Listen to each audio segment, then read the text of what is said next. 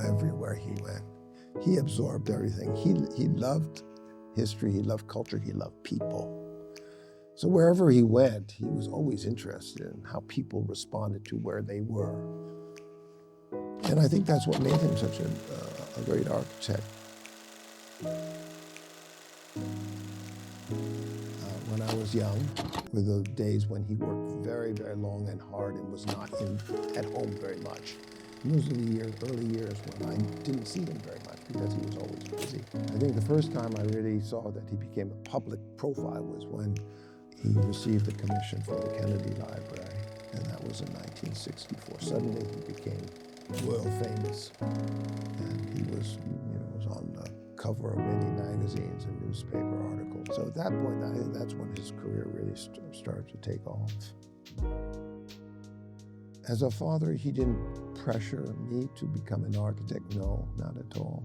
He let each of us decide what we wanted to do. As it turned out, my eldest brother went into planning. My middle brother, he and I worked in my father's office, and then the two of us started Pay Architects in 1992, which is now over 30 years old. Our practice is very strong, so I'm pleased about that.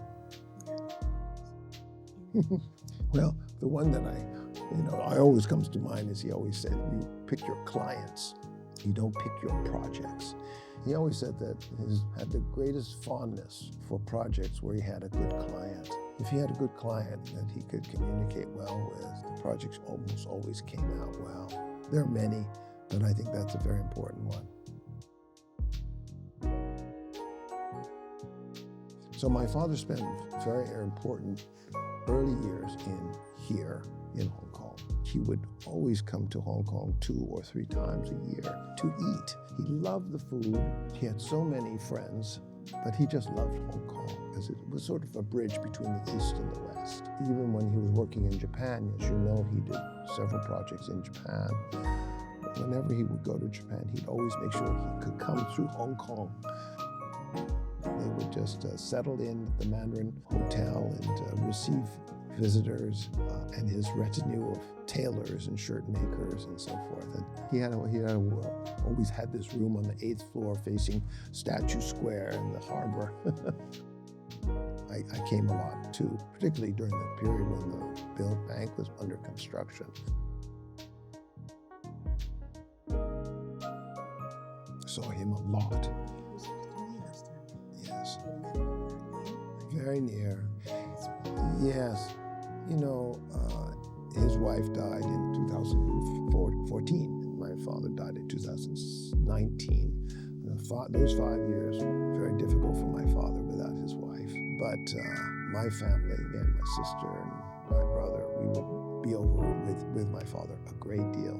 We probably saw him many times every week to try to keep his spirits up. I think that was very important for him and for us as well. It was just wonderful. Really, really enjoyed. I mean, in his later years, he was less communicative, but we did celebrate his 100th birthday, and we had a big celebration. Sherman came, and my father was very pleased to receive so many of his old friends, and he really enjoyed it. I have nothing but wonderful experiences. He was a very, very kindly person. We didn't talk about our work when we were together as a family.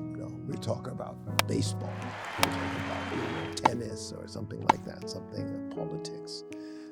But no, we would not talk about work because he was able to understand different cultures, and he was interested in that all the way. I mean, he was able to work for the President of France or the Chancellor of Germany. He was able to communicate with each one. I think they admired him because he was so well-spoken, he was so intellectual. What he tried to do was to be very analytical, to really understand the culture of place. For many years, he had been asked to participate in exhibitions, and he always said no. Why? He'd say, why? Because I'm still practicing. But by 2014, he was 97 years old, and he was finishing up his very last projects, which were in Japan. And so he said, okay, you can go ahead. Because he finally had completed all the works that he was going to do. He always felt that there's still more not ready to put a cap on his career. I don't think he ever would have imagined so much of an effort. I also think that he would have been very, very pleased that it is here in Hong Kong at the M+ Museum because of his long association with not only Asia, but in particular Hong Kong.